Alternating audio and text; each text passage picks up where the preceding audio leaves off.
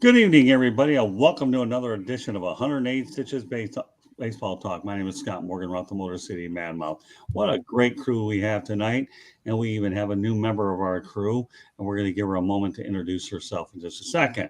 First and foremost, let me give you an idea what the agenda is. We're going to talk about what's wrong with the Yankees because they're not where the Phillies and the Astros are.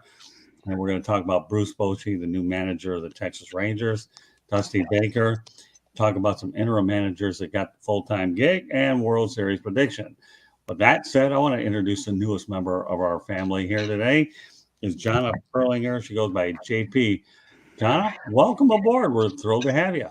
Thank you. Thanks for having me, guys. I'm So, thrilled to be here. well, why don't you give us a little information about yourself, young lady? Yeah, so I was born into a big diehard Yankees family, and so I pretty much did not have a choice. But I don't think I would have wanted a choice. I grew up in the 90s in that dynasty era, so go Yanks. And that's why I'm here today. I'm a diehard Yankees and baseball fan. Well, this is Thanks definitely the for right. having me. Oh, you're welcome. It's the right show for you to be on. If you're primarily baseball, we always look for new talent throughout our network, and you'll definitely fit in nice here. We really run a loose ship. We want to make sure everybody has a good time, still provide a lot of information for all those that are tuning in that are regulars. And to me, that's the most enjoyable part of what we do here is bring on new talent, come up with fresh topics. Before I go deeper, I want to let everybody know to subscribe to the South Florida Tribune on our YouTube channel or visit www.southfloridatribune.com. And the advertise call 954-304-4941. The audio portion of the show can be heard on iHeartRadio, Apple, Google, or wherever you get your podcast. If you have a hard time finding it from the website, no problem. Go to youtube.com, look for South Florida Tribune, and just subscribe. Very easy. Plus, we have a lot of great videos from the Baseball Hall of Fame when I had a chance to go with my wife earlier in August. So we have a lot of great baseball inventory. And I've worked with Don Mattingly as well. So once again, baseball, we have inventory from everywhere. But considering I've covered baseball longer than any other sport, I'm definitely heavy into the diamond doings for sure. But that said, Will Vogel, I know last night you had a good time watching a boxing match on our network. Oh yeah, oh yeah, I did, and I think the better guy got the win. Uh-huh. You know who that is. Yeah, okay. Well, all right, Mr. You know who that is. Eric Katz is the reason why we're fortunate to have JP. Eric, Yes. welcome back for round 2 this week.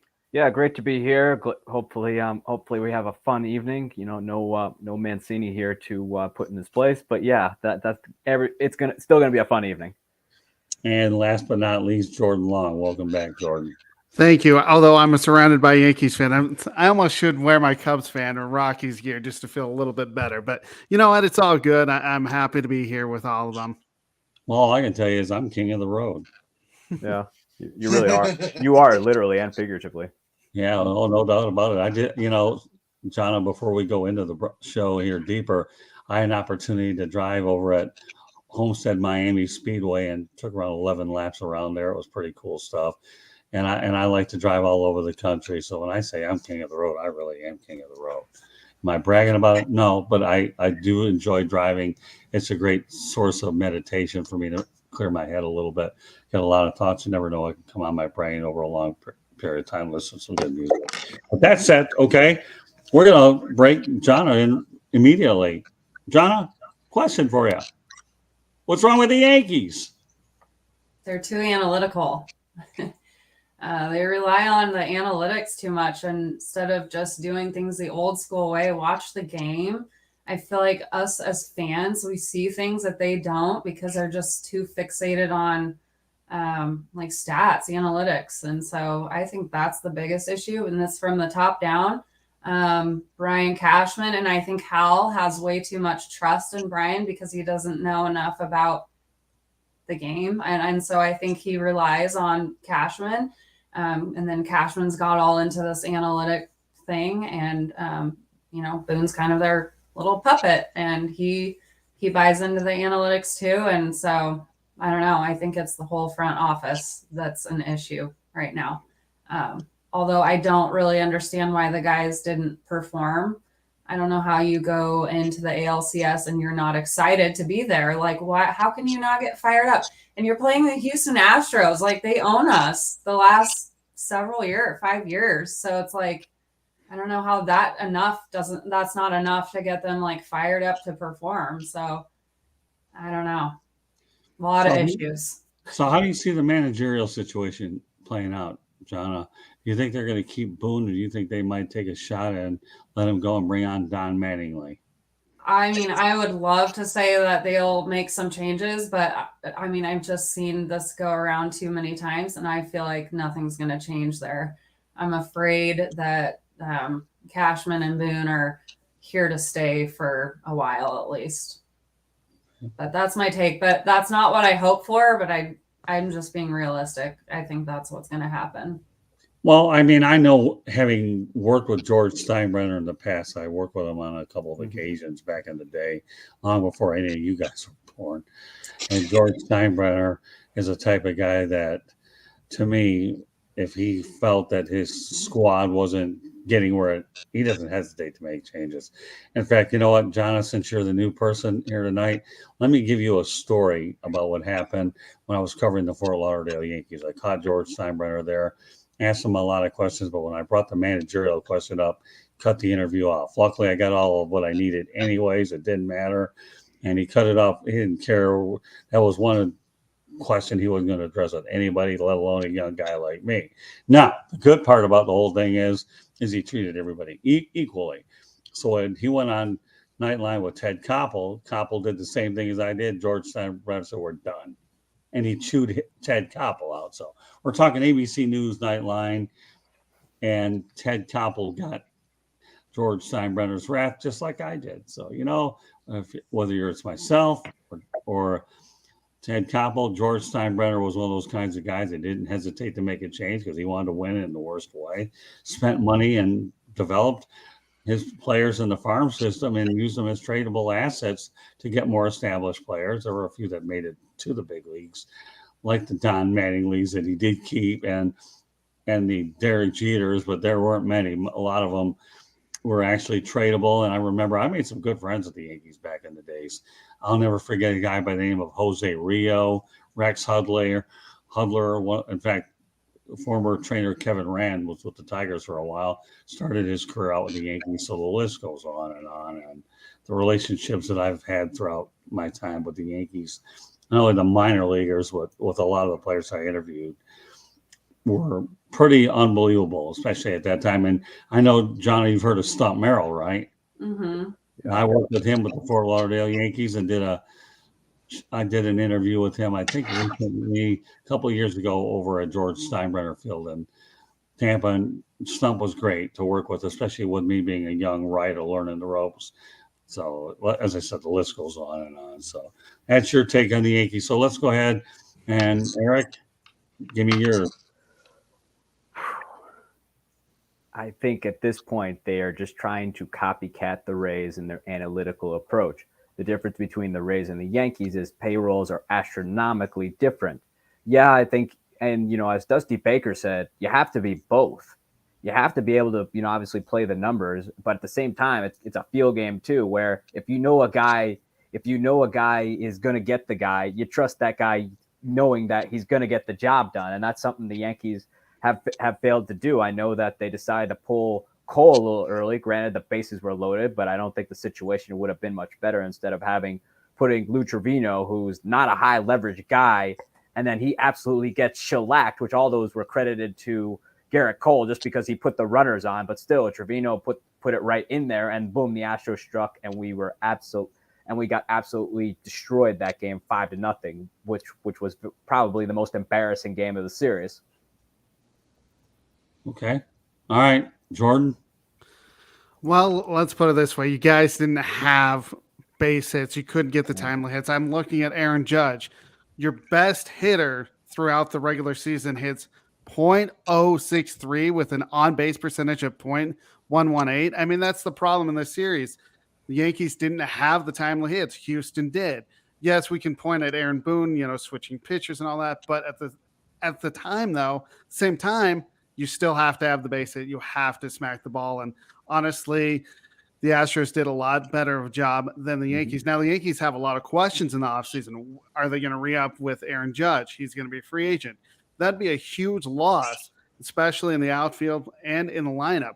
I still think Aaron Boone's going to be safe for another year or two, but if he does not make it past the NLCS, he will be fired because the Yankees, of course, you guys know what's the one thing they want? A World Series ring. And if you can't bring that to New York, then you're gone.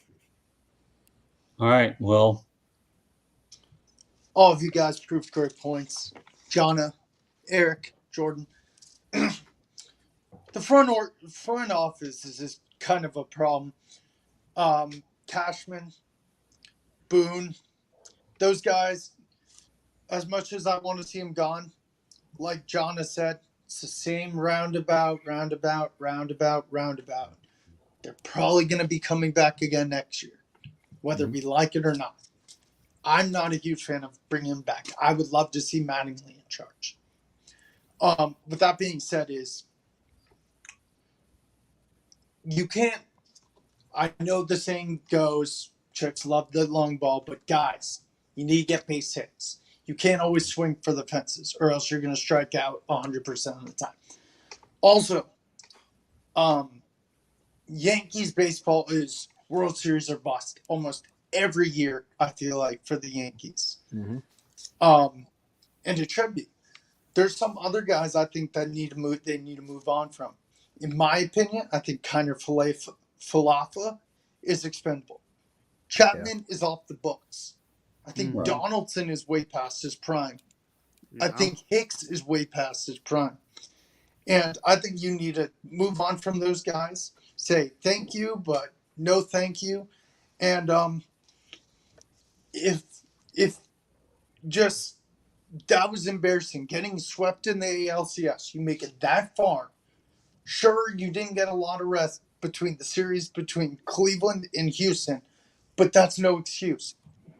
Baseball is a game of competitive edge, and the Yankees just looked flat every single game. Like, sure, Rizzo played well, Bader played well, Judge played Stanton played Cole played good, Nestor played okay, but still, like, we can't get, as Yankee fans, we can't get accustomed to, we're going to go to the ALCS and lose to the Astros yet again, year after year and year after year and year after year. You have to get over that hump by making changes, whether it's upper management or it's the players or both. So, like I said, I would love to see Boone gone. I would love to see Cashman gone. I would also like to see those players gone. So, yes. And re-sign Judge is a must. Changes need to be made if you want to take the next step. yeah, I as far as the Yankees are concerned, to me, I'm with you, Jonna. To me, the Astros had their number, and to not win a game against the Astros, even the Seattle Mariners put up a better fight against the Astros than the Yankees did. And when you think about, to me, how important it is that the Mariners, when they lost they lost their games. They lost one in 18 innings, right?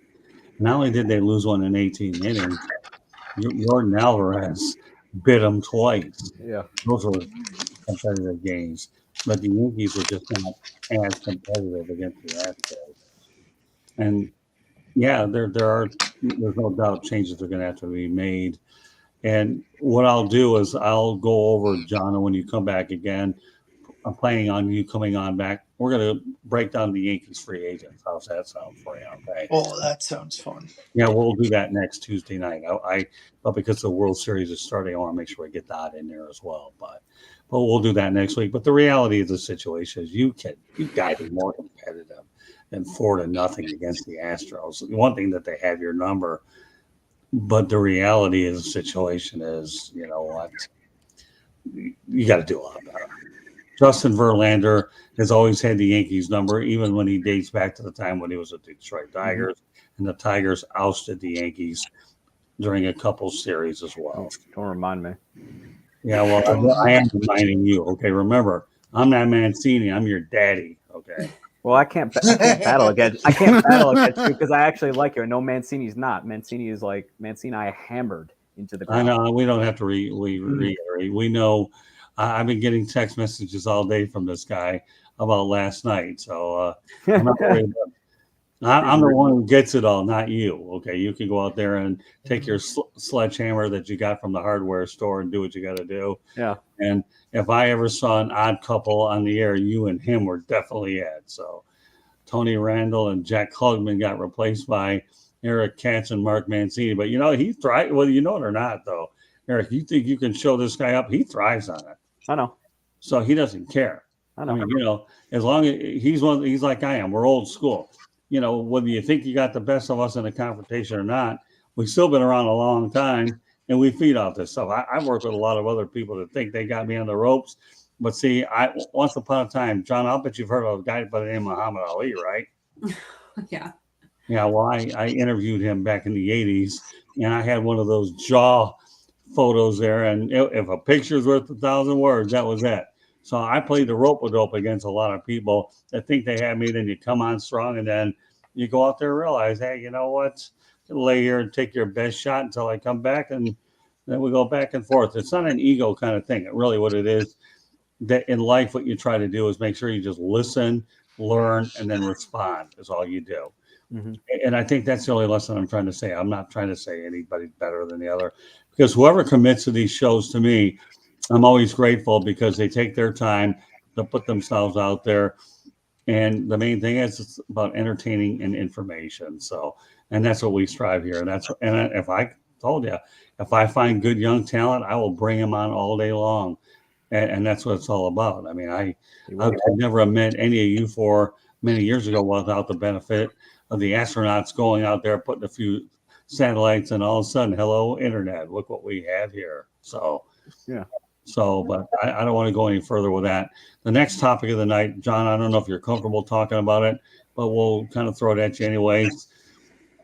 The Texas Rangers hired three-time World Series winner Bruce Bochy, who's 67 years of age. He missed the game. I guess, John, you could appreciate a guy that would miss a game that would want to make a comeback, wouldn't you? Yep.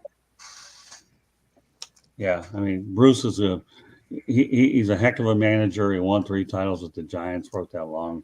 Any other thoughts about Bruce at all? Do you think he would be? I don't think you know much about him, but I'm kind of surprised that the Yankees. He could manage anywhere. This guy. Yeah. Yeah, and I mean, I can appreciate a guy that's been in the game for a really long time, and I mentioned this earlier, but I feel like it's the older generation that maybe they aren't too analytical. Like maybe they just understand the game and rely on their own knowledge more than they do on a computer. So I can appreciate that in a guy that wants to come back into the game. And I think the Rangers need to make a change. And so power to them. Yeah. There's a term called baseball lifer, Jonna, and there's a lot of those around. And I've dealt with a lot of them, both on all levels, guys that just, once you leave as a player, you move on to managing, coaching, scouting, and whatever. And some of them turn into broadcasters. And Bruce Bochy figured, well, I've had enough playing golf, enough doing the honeydew list, whatever. I'm going to go back in the dugout and go from there. So, all right, Eric, what are your thoughts about the hiring of Bruce Bochy for the Rangers? I mean, I love Bochy. I mean, a great guy overall. But let's face the reality of it. This either is going to work or it's not. We saw what happened with Tony La Russa in Chicago. This is either gonna work or it's not. I mean, I think ultimately just the way that Bochy is, I think he can kind of relate to everybody as to where La Russa was very singular in his focus. I mean, he didn't. I think what he failed to realize was these aren't his St. Louis Cardinal teams being patrolled by Albert Pujols and Yadier Molina and Adam Wainwright keeping everybody in check. But this is either going to work or it's not. But personally, I want it to work. But But, again, it's just going to come down to, the fit, and it's going to come down to whether Bochy can adjust to the modern game, because there comes a point in time where the game just passes you by. All right, and we have a comment in the chat room that I put on the screen coming from Arjun, Marcel, Samlal. Thank you very much for commenting in here. It says, thanks very much for sharing, Michelle. Interesting podcast. Well, thank you very much for those individuals that take the time to get involved and take a look in here. And that we hope that if you like what you see, you'll subscribe to the South Florida Tribune YouTube channel, because I have a lot of talented analysts on this show. So again, Arjun, thank you so much for coming in the chat room. We really appreciate you a lot. Okay. So with that said, Jordan, Bruce Bochy. I honestly agree with Eric. It's either going to work or it's not. But if you look at it, this was a smart move by the Rangers in this regard. He has 25 years of experience for the Padres and the Giants. His overall record, I mean, you can throw it away. He's managed 2,003 wins and lost 2,029 wins. But let's face it, he earned a playoff spot 8 times and 4 trips to the World Series. Of course, 3 of those ended up with World Series wins with the San Francisco Giants. The thing is the Rangers are looking at the long run. They want to be a consistent playoff team. That's why you bring Bruce Bochy in. The Rangers haven't made the playoffs since 2016. I like the move, brings experience, but like Eric said, it's either going to work or it's not, just like Tony La Russa. All right, well, these guys read my mind. It's either going to work or it's going to be a Tony La Russa. I love Bochy. Bochy led those fun Giants teams to World Series teams with Tim Lincecum, Matt Cain, Buster Posey. Just those were fun teams to watch. And he's managed for a while. He has over 2,000 wins. And you got an interesting Texas team where you got Marcus Semien and you have Seager, which will hopefully turn around their seasons and maybe put up better numbers, and maybe with Bochy under the helm, they could get to a few more wins. So, yeah, it's definitely an interesting hire. It's a good hire because this guy has seen the game for many, many years, and at all different generations, the 90s, the 2000s, the 2010s, and now we're in the 2020s. So this guy definitely has the experience, and yeah, I think it's a very underrated good hire.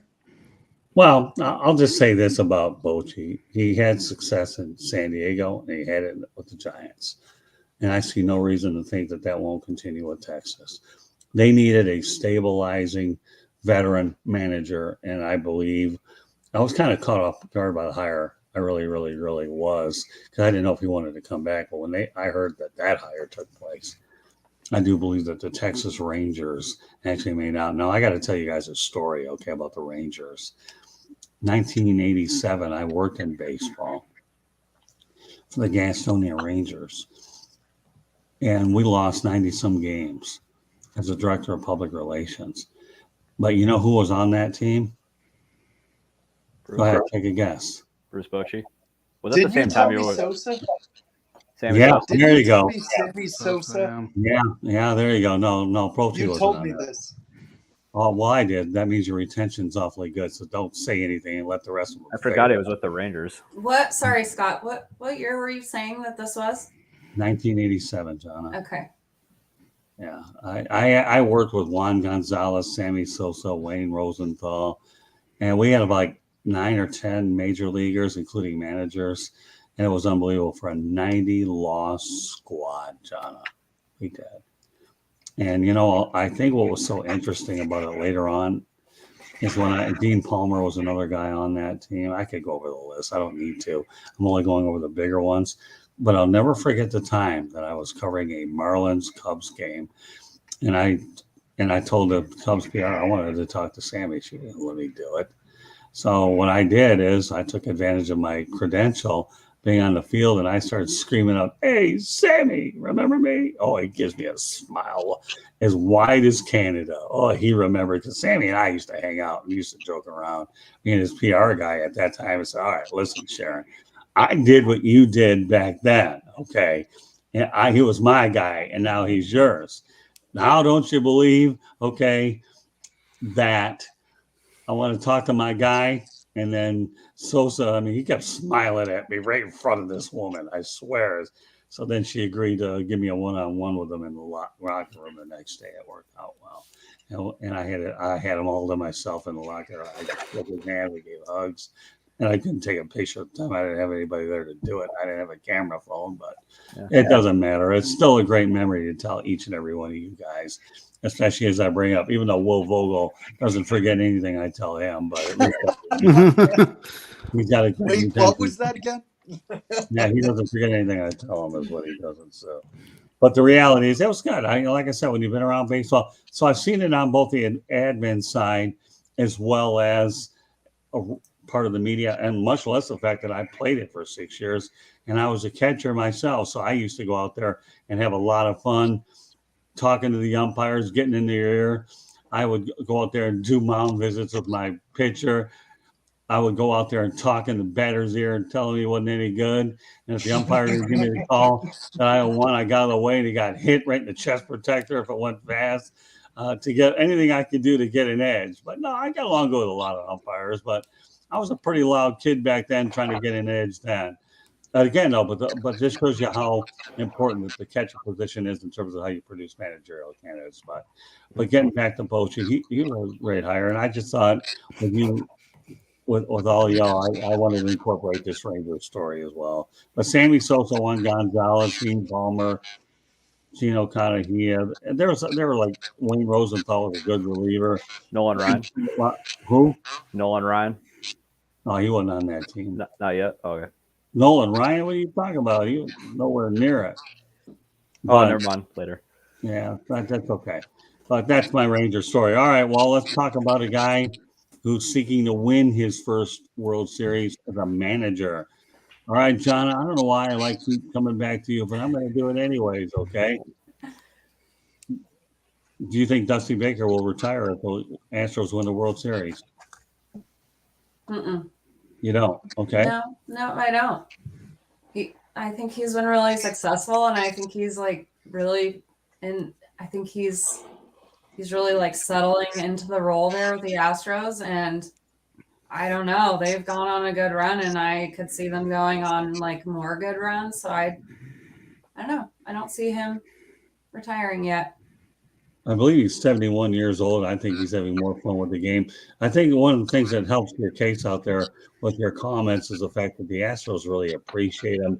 And he walked into a tough situation with AJ Hinch where he had to clean out that mess. And when he was able to stabilize things a little bit, the Astros fans really appreciate a guy who's been around a long time. But the only thing he hadn't done is win a World Series, done everything else though.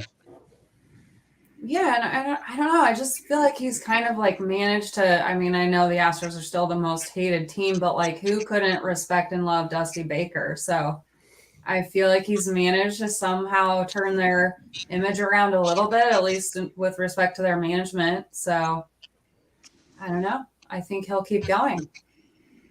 Okay, that's fair. All right, Eric. First off, I love Dusty Baker. I just, you've seen his managerial career bloom before our eyes and how successful he's been everywhere he's gone. The only place you could probably say where he had the roughest of times was probably with the Cubs. And, part of that was the heartbreak there. But that's besides the point. He's been successful everywhere he's gone. He's taken teams to the playoffs, and he's been able to have all that success. The only thing missing on that resume is a World Series ring, which will for sure put him in the Hall of Fame. Do I see him retiring? Not really. I mean, this is as fun and loose as I've ever seen him in every place he's gone. I think with this job, he's had the most fun he's ever had. To JP's point. I personally, the guy's having fun right now. If the guy's enjoying what he does, just let the hummingbirds continue to sing. Yeah, things unfortunately though, Eric, didn't end well in Washington either. I think he really got hosed there. So with that said, Jordan, why don't you pick up? Well, like Eric said, I mean, in Chicago, so close as a lifelong Cubs fan in 2003, no one blames Bartman. They blame, Dusty Baker did make some questionable decisions in that series against the Marlins, especially game 7 when we had the lead, but that's not here nor there. But the thing is would I like to see Dusty Baker retire? Yes, because you go out as a champion. But like you guys are saying, he's having so much fun. Why not do it again? I could definitely see him returning for one more year, especially if they win it. Well, from what I hear with Astros management, they're saying he can stay as long as he wants. That's how much he's really loved and revered there. But that said, Will Vogel, Yeah, there's two weighing options, but you know what? Like everyone said, how could you hate Dusty Baker? He's the first African American manager to win over 2,000 wins, and he's been denied from the Cubs. He's managed so many teams like the Reds, the Cubs, I think he was in charge of the Giants at one point. Yes, he was. Yep. He's been in charge of Washington. He's been in charge of some decent to good to some bad teams. And I think that if he gets this Hall of Fame ring, yes, he definitely is a lock for the Hall of Fame. I personally thought even if he didn't get a ring, he could still be a lock. But if he does get one, he is 100% a lock for the Hall of Fame. And like Eric said, this guy is 71 years old, and he is having the most fun out of anybody in baseball right now. I know that Phillies are on cloud 9 because they made the World Series as a wild card, but Dusty Baker, as much as a Yankee fan I am, I saw the video of him getting the ALCS championship trophy. He was like giddy. He was happy. He was clapping. He was celebrating with his team. He was not like some old managers who are like, okay, on to the next one. Whatever. We won the ALCS. On to the next one. The World Series is coming up. No, he was celebrating. He was happy. He was positive. Of course, you want a game plan for the next team you have to play, but it's called living in the moment. When are you going to get back to this World Series? When are you going to win that championship series next? And this guy is full of life, energy, enthusiasm. And at one point, I was like, oh, maybe he should retire for this year because he's pretty old. He's managed a long time. But you know what? This guy's on cloud 9. Why stop now? Don't stop now. Keep it going. Let the party ride.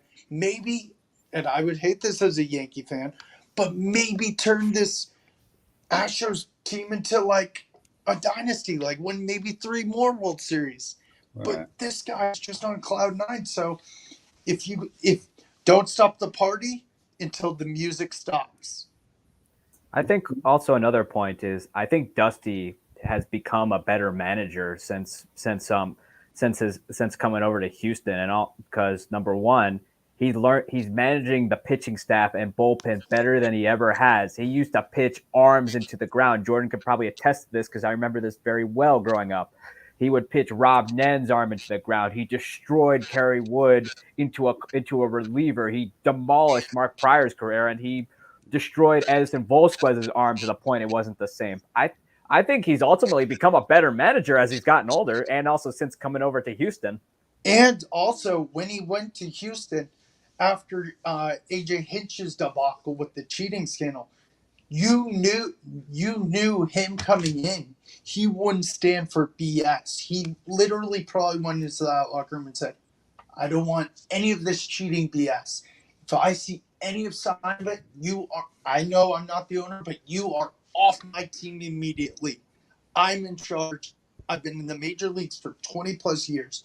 You are going to listen to me now, and we are going to put in some work. Well, here's the thing, too. Keep in mind, he took that team to the playoffs again amidst all the distraction. That team could have very easily folded. The guy literally that offseason, after AJ Hinch and Jeff Lunau were fired, it was a situation where he walked into an in-ground hornet's nest and was able to stabilize it. All right. Yeah, I mean, he's such a respectable guy, too. Like, I think, they couldn't have chosen a better guy for that role in that moment because everybody trusted him and respected him. And I don't know if you guys saw that Aaron Boone was waiting outside of Mhm. his locker room the other night, but Did like see that. even Boone respects him. So yeah, I think they made the right call there, and I think they'll keep him as long as he'll keep coaching. But I don't see why, like when you're on a good run, why you would want to jump out of it. Yeah, for real. Yeah, great points, John. I'm glad that you brought up the Aaron Boone meeting with Yeah, Baker. that was awesome. That was beautiful. Excellent Yeah, point. I respected that a lot.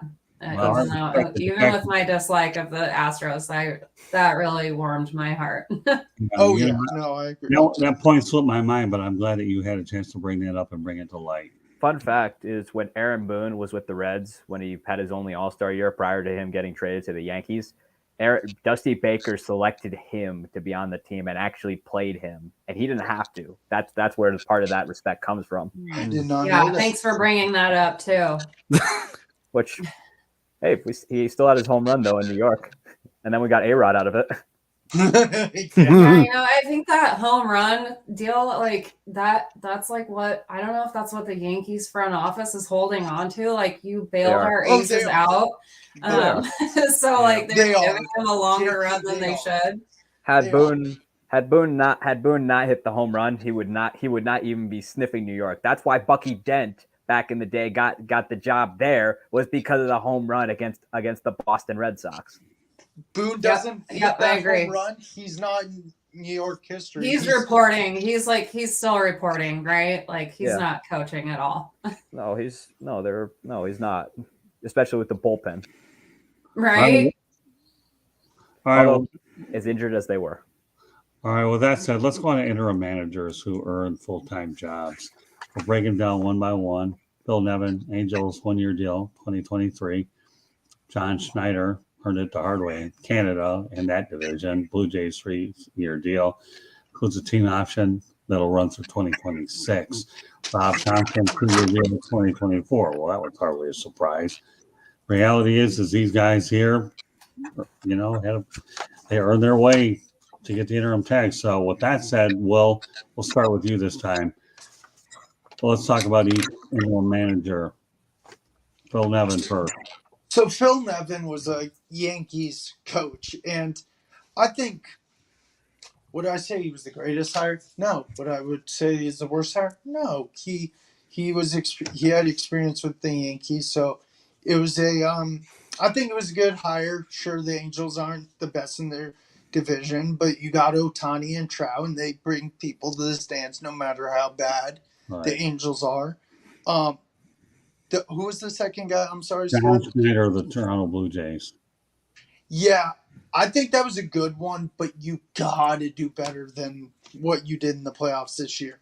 Getting beat by the Mariners. Sure, the Mariners are no slouch, but as the Blue Jays, you were the favorite to win that series. You have Bo Bichette, you have Robbie Ray, Right. you have Alec Manoah, you have Robbie Vlad Ray Jr. actually was with the Seattle Mariners. So no, you're off with him. And I actually wrote a story on Robbie Ray when he was here at the All-Star game in Miami. So no, they didn't have Robbie Ray, but they were heavily favored to win the series against Seattle. Yeah, sure. they were heavily favored to win the series, and the Blue Jays are a good, young, upcoming team, and you got to do better than you did this year in the playoffs. But you still have to give the guy time. As for the last guy, he's with the Phillies, if I'm not wrong, right? Johnson. Right. Yes. Guy took over Joe Girardi, and we love him in New York. We like Joe Girardi. Mm-hmm. But he turned that team from struggling to struggling. Turned that team around. Kyle Schwarber played better. Bryce Harper played better. Nick Castellanos, Zach Wheeler, Nola, JT Realmuto. The list can go on and on. This team was like the last team to sneak into the NL playoff race, and they just shocked everybody. I'm pretty sure, in my opinion, no one really had the Phillies making the World Series. This guy turned this team from struggling into the World Series, and no one saw it happening. So good for him, and I think win or lose, it's deservingly so. If he loses, I can see him with this same contract. If he wins miraculously, they may extend this contract. So, all managers, I think those guys all deserve it. Yeah, I can't remember the last time I saw 3 interim managers get hired full time in one managing cycle. No, I can't either. Yeah, so I'll leave my comments at that, and then we can turn over to Jordan. Go ahead, Jordan. Well, with Phil Nevin, I mean, it's, like Will said, it's not a bad hire, but there's so many more problems with the Angels than just the manager. And we've talked about it last week. It's it's the management, I should say, the ownership there. Yes, you have Mike Trout, you have O'Shea Otani, but there's so much more that's going wrong there. So I don't think it was a bad hire. As for John Schneider, like Will said, he coached that or managed them to the playoffs. I thought, when the Blue Jays made the playoffs, I even said they were going to win that series in the wild card. Didn't happen, but you know what? He deserves at least another year or two. As for the Phillies, the Will can attest to this because he watches the Cubs show on our on the Sideline Sports Network. None of us on that show thought that the Phillies would go that far. They have. Look at who they have. They have Bryce Harper, Kyle Schwarber. I mean, they have some great talent there. And what do they need? They just needed a manager, and that's where Thompson took them. He won 65 games and lost 46 after they fired Joe Girardi. So there comes as no surprise that he's going to stay around for quite some time. And who knows, maybe next year actually win their division. They don't have to worry about the wild card. But you know what? They have a chance to win a World Series ring. That's all you want. All right, Eric, pick it up from there. Well, to start off, I mean, the Angels. I mean, who else were you going to hire? I mean, let's start there. Who else was going to want that job? I'd rank that job like the least desired job in all of baseball. Heck, I'd even put the Marlins ahead of them.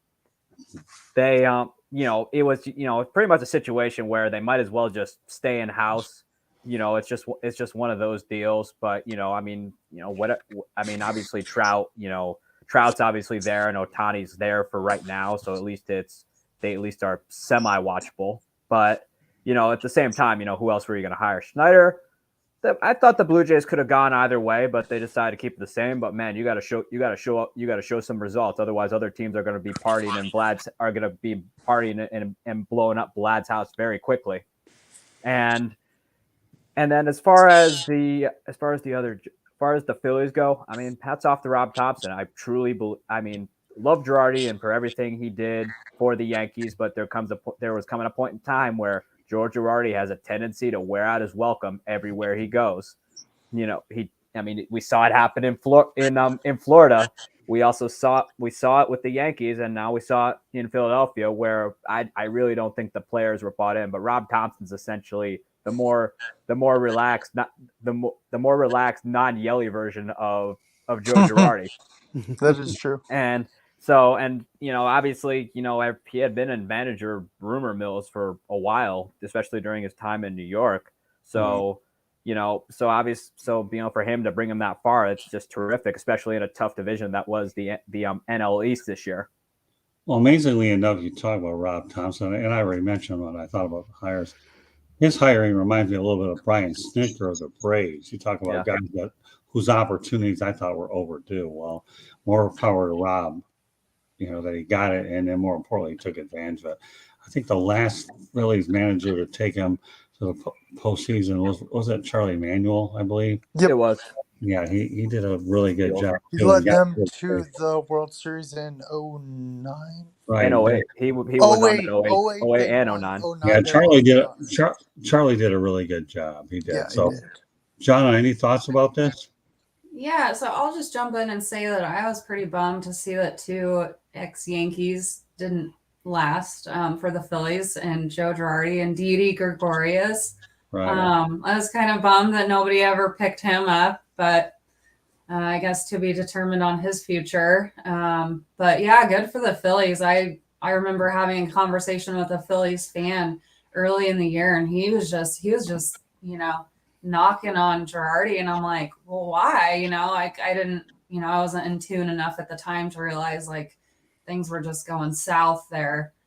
So good on them. Like they were the biggest surprise of the year, I think, and it's going to be really interesting to see what they do in the World Series. So good for them. I think they'll stick with what they've got. If they keep thriving. I think they're certainly going to give the Astros a better run than we did. Yes. And then, the Blue Jays, like Eric, I'm glad you referenced Vlad's house. Supposedly the players really, really like Schneider. So why wouldn't the front office want to stick with them? So it'll be interesting to see how they do. But I agree with Will. Like, you've got to do better. You have to show up in the playoffs. And that one surprised me too. So we'll see what they do. But that's really all I have to say. Well, let me add something about Joe Girardi. I bumped into him during a Cubs series down here, and I spent time talking to him 5 or 10 minutes, believe it or not, over in the dining area. And we talked. Joe's a really nice guy. Yeah. And I asked him, do you plan to manage again? He said, I'd like to, but I'm going to weigh the situation, make sure it makes a lot of sense. And he actually relocated to my neck of the woods in southern Florida. I won't mention the Volge area, but he's probably about 10, 15 minutes away from where I live. So we talk. He's a down-to-earth guy, had success, and I know somebody will hire him at some point, depending on I hope so. I really hope so, too. Like, I love the guy. I really do. Like, obviously, the Yankees, we still love and respect him a lot. Yeah, well, I mean, he's a really nice guy, and you know what? More power to him. I do believe that there's another opportunity out there for Joe. But he told me, though, he said, I'm not in any hurry to manage. I don't mind broadcasting. He's a broadcaster for the Cubs now. Yeah. But he'll resurface. I really do. Just depends. But he'll be selective when he resurfaces as well. Oh, yeah. I wish the Yankees would have given him like another year or two just to see how it played out. Boy, the way it sounds, though, John, you're probably right, because when you think about it, he is the last Yankees manager to win a World Series, and they haven't won one since. So, Johnny, your points are well taken. Eric, one last thing before we go to World Series predictions. I mean, first off, love Girardi, loved him as a player, and loved him as a manager. Just a great guy around.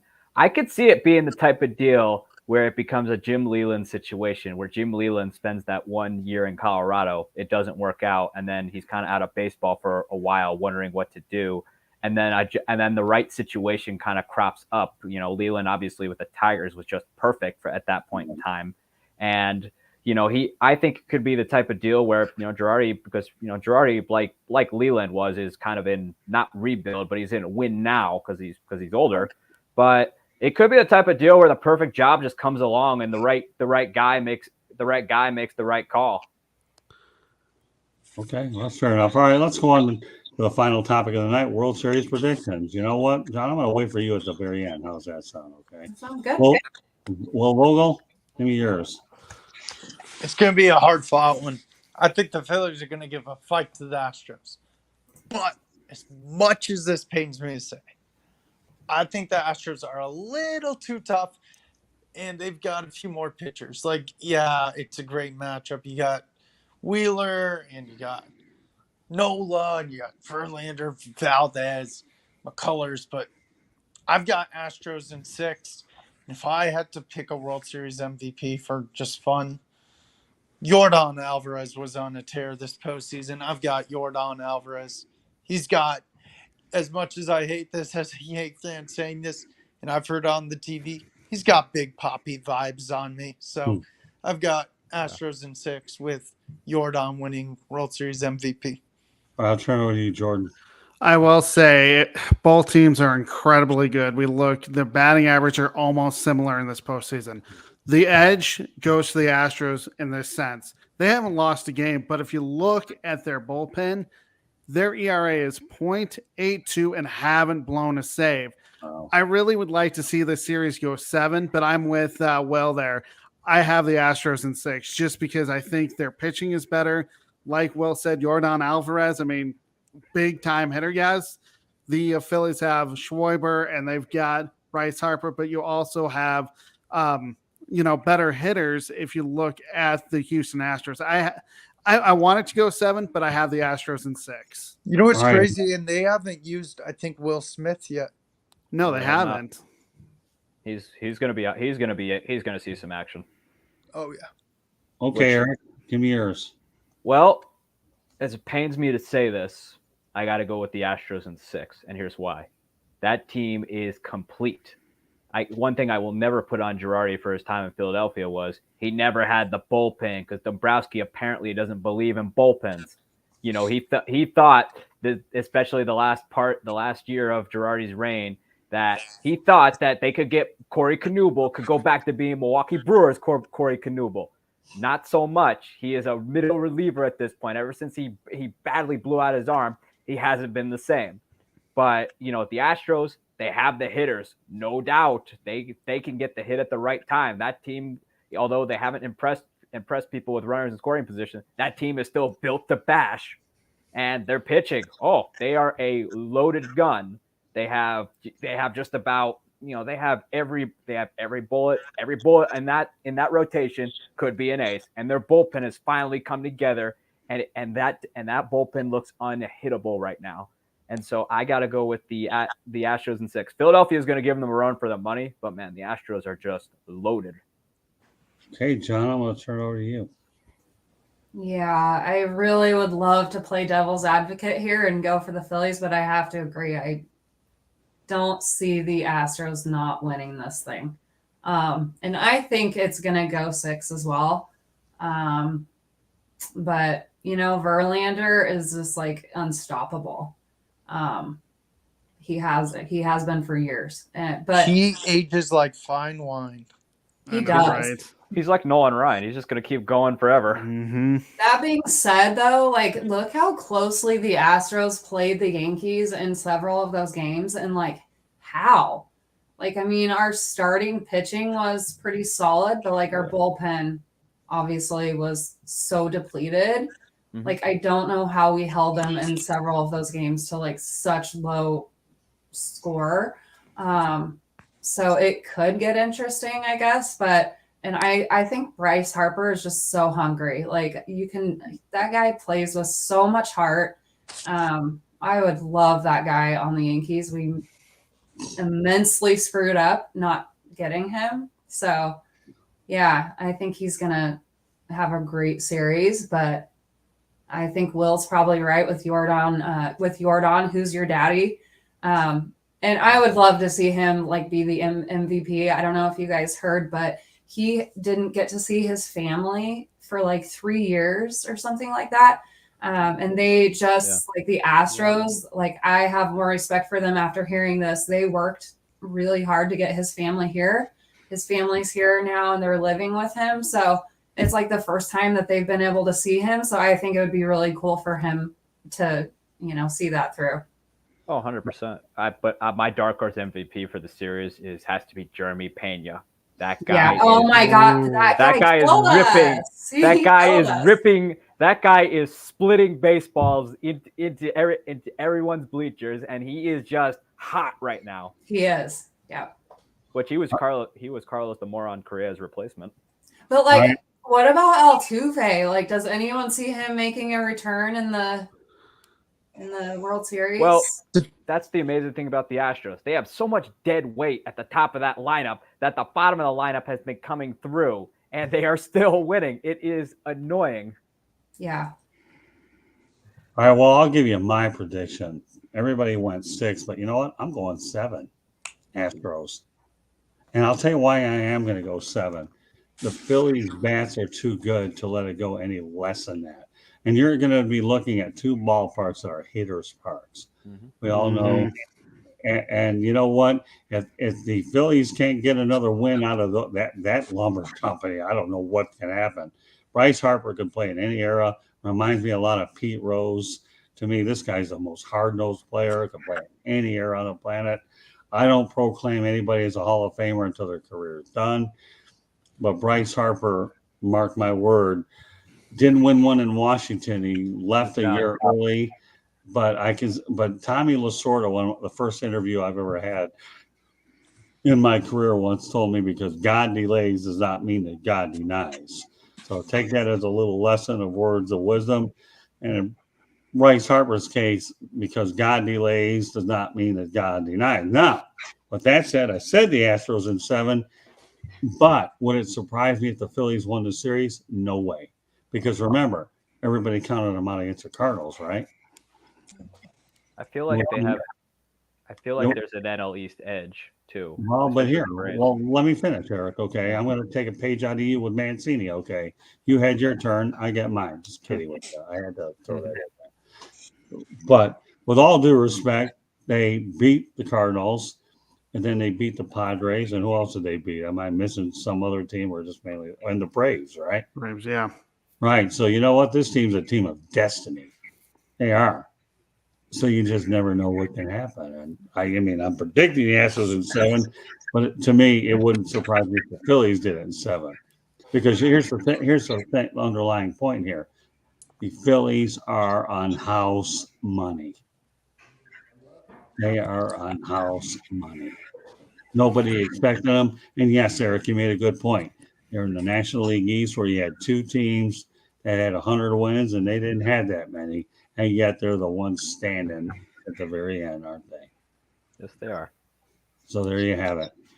Well, folks, this concludes our broadcast, 108 Sisters Baseball Talk. I am proud to be joined by Will Vogel, Jordan Long, Eric Katz, and Jonna Perlinger. And Jonna, I'm going to tell you, young lady, this is a great first act for you. I am very impressed with what I saw out of you tonight.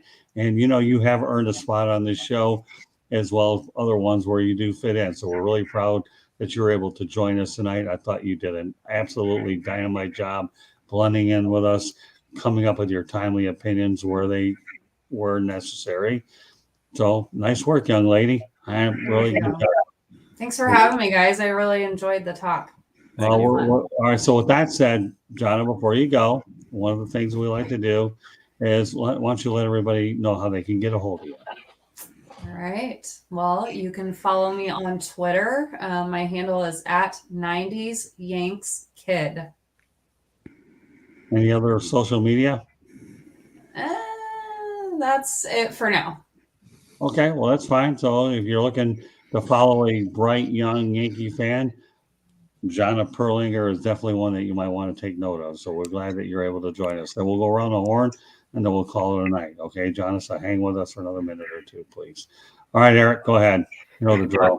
You can follow me on Twitter at Sports Team News, where I talk everything Yankees. Okay, and before we go out to everybody else, I'll get our stuff in there one more time. Subscribe to the South Florida Tribune on our YouTube channel or visit www.southfloridatribune.com. And the advertise call 954-304-4941. The audio portion of the show can be heard on iHeartRadio, Apple, Google, or wherever you get your podcasts. If you have difficulties subscribing from the website, just go to youtube.com, look for South Florida Tribune, and then go ahead and then you can subscribe that way. Also, or if you want to email us at southfloridatribune@gmail.com, or you can follow us on Twitter at Tribune South. Special shout out to Candy Ebling, who does a really dynamite job putting all the shows up there, as well as the content. She does a marvelous job operating everything, and we would have issues being able to do anything without Candy. So good work to Candy. All right, we'll turn over to Will Vogel, and Jordan Long will wrap it up for us. So you guys can find me on the Sideline Sports Network Monday nights during the season, probably starting in January. I'm on That's what the rumor is, that we're going to start in January. Yep. So I'll be on the NBA Carousel hosted by Megan Price. I will be talking about my favorite team, the Charlotte Hornets, in the upcoming Memphis Grizzlies. I also chose them as a team to rep Tuesday nights. You can find me here on 108 Stitches Baseball with Scott, Jordan. Hopefully JP's a full one, time one. And then we got Eric, or we got Rick Curry. Rick, yeah. Curdy. And then we got Thursdays, the Sip Off, hosted by Megan Price and Jahan Phillips. And then Sunday nights, hosted by me, Scott Morganroth, Dom DeRubis, Jay Nelson, and Jacob Christner. We got Basket Bros, which is 2000s and back basketball. There you have it. All right, Jordan. So you can find me on Twitter at SportsScoop1. I have a blog that I write Mondays through Thursdays with podcasts on Fridays at sports-scoop.com. I also have my own show on the Sideline Sports Network that I record on Fridays and put on the network on Saturdays. Sometimes it's live. It's called Under Review. And it's basically my take of Colorado sports with national sports headlines as well. As for the sideline sports, I have, like Will said, I'm on the NBA carousel. I rep the Denver Broncos, Denver Nuggets on Tuesdays here, 108 Stitches with you guys. On Thursdays, I'm on Eric Fleming's NFL carousel, or excuse me, it's Eric Wilson's NFL carousel, and it's basically we have reps for all NFL teams. I'm the Denver Broncos rep, and sometimes you'll see me on other sideline sports network shows whenever I'm needed. And of course, our relationship with Sideline Sports, I go on Pundit on Wednesday, and then we bring a lot of their crew over to the Sports Exchange at night.